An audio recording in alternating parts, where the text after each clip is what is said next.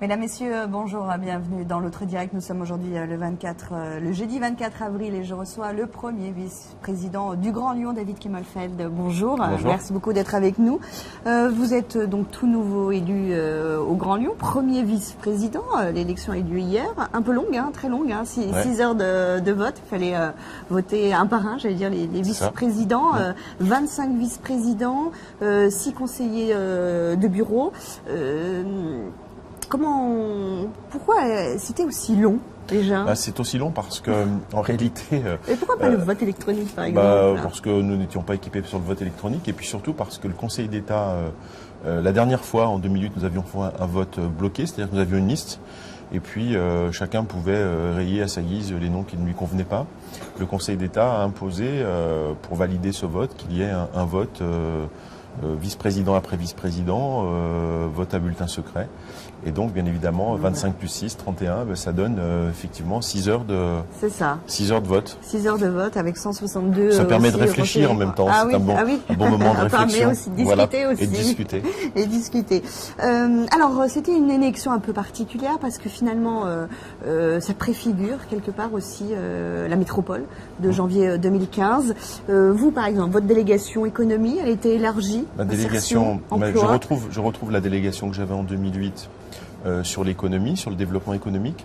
Et puis on rajoute à cette délégation ce qui fait le lien étroit, c'est-à-dire l'insertion et l'emploi, puisque au 1er janvier 2015, avec la métropole, nous allons récupérer un vaste champ autour de l'insertion, du RSA, et nous souhaitions qu'il y ait un lien étroit entre, bien sûr, le développement économique, la vie des entreprises, l'emploi, l'insertion et le RSA.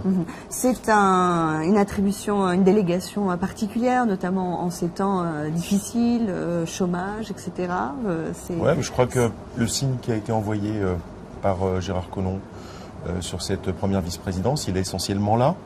Il est de dire que l'emploi est un des sujets majeurs pour notre agglomération, pour la métropole. Et d'avoir le premier vice-président qui est en charge le développement économique et l'emploi, c'est un signe qui est envoyé, à mon sens, sur ces préoccupations-là. Très concrètement, par exemple, les prochaines actions qu'il faudrait, sur quoi vous allez réfléchir ces prochains mois? D'abord, je crois que sur le développement économique, nous sommes très mobilisés aujourd'hui sur quelques entreprises en difficulté parce que le temps ne s'est pas arrêté pour ces entreprises et pour les salariés de ces entreprises pendant les élections. Et d'ailleurs, nous avons continué à travailler, je pense notamment au dossier SITL, qui est un gros dossier aujourd'hui avec plus de 450 salariés sur Lyon et sur l'agglomération. Donc il va falloir continuer à se mobiliser sur ces dossiers-là. Mais vous, qu'est-ce que vous pouvez faire? Nous sommes très concrètement sur ce dossier-là. Nous avons déjà beaucoup bougé puisque nous avons une maîtrise, pas du foncier, mais en tout cas du plan local d'urbanisme qui nous permet de modifier ou pas de modifier le foncier. Et puis nous avons une action aussi de soutien. Les salariés nous demandent d'être dans un soutien, c'est-à-dire que nous faisons les relations avec le préfet, avec le ministère. Et je crois que c'est extrêmement important pour l'entreprise et pour les salariés d'avoir le soutien des collectivités, de la région, mais aussi du Grand Lyon. Alors pour le département en janvier 2015, vous parlez du RSA, là en revanche vous allez avoir des vraies manœuvres, des outils, j'allais dire presque économiques pour agir. La première mission que nous allons avoir au 1er janvier 2015, c'est que les bénéficiaires entre guillemets du RSA touchent bien leur RSA en date, en temps et en heure. Je crois que c'est la première, avant de commencer à inventer de nouveaux systèmes, je crois qu'il faut d'abord se garantir que le système actuel fonctionne et fonctionne bien. Non, il fonctionne bien, mais il faut qu'il continue à fonctionner et on est dans une nouvelle collectivité, donc il faut d'abord s'assurer que les choses fonctionnent et puis ensuite il faudra avoir des actions, une réflexion sur comment est-ce qu'on maille au mieux le développement économique, les entreprises, l'insertion et l'emploi. Je crois que c'est là on va pouvoir faire quelque chose d'assez logique et ne plus saucissonner les problèmes mais de les voir dans la globalité. Alors c'est pas de votre compétence bien sûr, mais par exemple l'IT qui a fait la semaine dernière et en début de semaine là sur un SMIG encore plus bas dit par Pierre Gattaz, notamment le président du MEDEF, qu'est-ce que vous en pensez? je suis pas sûr que ce soit la solution à tous nos maux en matière d'emploi.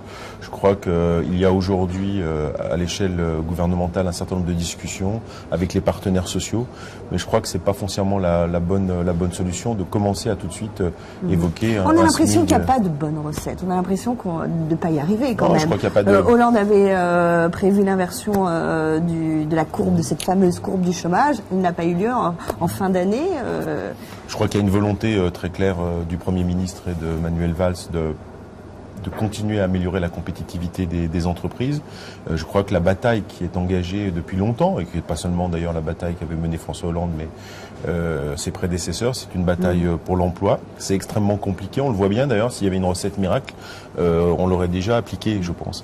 Les 50 milliards d'économies, le pacte de responsabilité sont quand même décriés par certains députés socialistes. Oui. Vous qui êtes aussi patron vous connaissez l'appareil socialiste, vous êtes patron du PS dans le Rhône. Je crois que Manuel Valls est extrêmement courageux. Il y aura sans doute, j'ai vu que quelques députés socialistes s'étaient mobilisés pour faire passer des messages à Manuel Valls. Et à François Hollande. Il y a un Baumel par exemple qui dit le prince Hollande. Oui, je crois que... Est-ce qu'il y a une fronde des députés socialistes? Je ne sais pas s'il y a une fronde, il y a quelques députés qui mènent... il y a plusieurs choses, il y a des députés qui ont le sentiment de mener une fronde. Je crois que c'est un peu hors sujet. Le sujet aujourd'hui, c'est l'emploi. Le sujet aujourd'hui, c'est les problèmes quotidiens des Français et des Françaises. C'est pas tellement la fronde au sein du Parti socialiste. Et puis, il y a quelques députés qui, de manière plus sérieuse, ont porté à Manuel Valls des propositions pour qu'on équilibre un peu mieux les choses. Je crois que Manuel Valls l'a entendu. Il va faire, là, dans les prochains jours, des propositions. Mais en tout cas, il a un langage responsable. Et je crois que malheureusement, on n'a pas le choix. Il faut réduire les déficits. Il faut en même temps, bien évidemment, être attentif aux plus modestes. Mais il faut impérativement répondre aux problématiques de l'emploi et de l'entreprise. Vous, en tant que premier vice-président et aussi avec Gérard Collomb, vous soutenez cette politique ? Ouais, je crois que c'est un secret. Je crois que c'est un secret pour personne. Qu'on est plus à l'aise avec les propositions que fait aujourd'hui Manuel Valls que les propositions qui étaient faites dans le passé. Je crois qu'on assume complètement cette ligne réformiste, en tout cas pour ce qui me concerne, et je suis assez à l'aise avec ce que propose Manuel Valls. Et d'ailleurs, dans son gouvernement, si on parle du Parti socialiste, toutes les sensibilités du Parti socialiste sont représentées. Et à ma connaissance, aucun ministre n'a annoncé son départ pour être en désaccord avec Manuel Valls. Donc je crois que ce que va proposer Manuel Valls sera voté, je l'espère en tout cas, par les députés socialistes, et même peut-être plus largement, si j'en crois, quelques députés de l'opposition. Alors vous êtes, on va revenir à vous, premier vice-président, je l'ai dit tout à l'heure, aussi patron du Parti Socialiste dans le Rhône, maire du 4e, là vous le dites aussi, vous êtes tout comme Gérard Collomb, vous êtes en accord avec cette ligne réformiste. Est-ce qu'aujourd'hui on peut dire que vous êtes le dauphin de Gérard Collomb? Non, je crois que c'est pas le du nouvel tout homme fort de la gauche lyonnaise. Non, c'est pas. Je crois qu'il n'y a pas dans les décisions prises d'adouber quiconque, d'avoir un dauphin. Je crois que c'est pas le débat. Pourtant, il y a 3 ans, on n'aurait pas pensé que vous en seriez peut-être là. Il y a un moment donné aussi 2020, un deuxième mandat, un 4e mandat pour Gérard Collomb, ça paraît un peu improbable. Je crois qu'il est un peu. On attaque. Vu son âge, etc. On vous prépare à la fonction? Non, je ne crois pas qu'il me prépare à la fonction. Je crois qu'on attaque d'abord un nouveau mandat. 2020, c'est dans 6 ans. Il peut se passer énormément de choses en 2020. Je crois que le signe qui est envoyé, je le disais tout à l'heure, par Gérard Collomb sur cette vice-présidence, c'est de dire que les sujets développement économique, emploi, insertion sont extrêmement importants pour l'agglomération et pour la future métropole. Et c'est ce signe que nous envoyons. D'avoir la confiance de Gérard Collomb, même fois, c'est très agréable et c'est aussi le fruit du travail. Mais il n'y a pas de projection à avoir aujourd'hui. Je crois que il n'y a pas d'histoire de dauphin.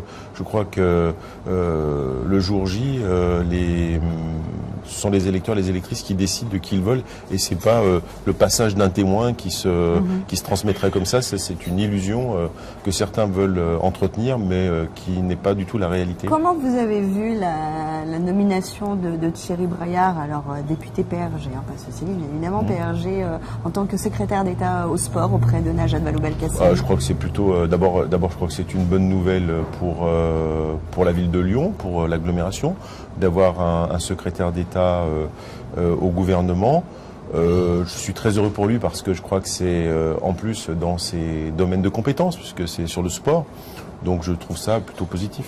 Est-ce que vous n'avez pas l'impression qu'il y a finalement deux axes qui commencent à se dessiner, Najat Vallaud-Belkacem, Thierry Braillard, vous-même et Gérard Collomb? Non, je crois qu'il n'y a pas deux axes, il y a des trajectoires différentes, il y a des options différentes. Moi, ma passion, c'est la proximité, c'est le terrain. C'est les grands Lyonnais, les Lyonnaises et les Lyonnais. Pas du tout, pas du tout, pas du tout. Ça me fait pas du tout, ça me fait pas du tout rêver. Je crois que voilà, moi ma passion, c'est d'être dans ma ville, d'être sur le territoire du Grand Lyon. Et ma passion, c'est aussi la construction que nous allons avoir de cette métropole. Je crois que c'est un élément assez unique. On a la chance, on a cette chance. Des élus ont cette chance de pouvoir bâtir finalement une nouvelle collectivité, la métropole. Et je crois que c'est pour moi très passionnant et c'est ce qui m'intéresse. Merci beaucoup David Kemalfeit d'avoir été avec nous dans l'autre direct. On se retrouve dès demain. Merci.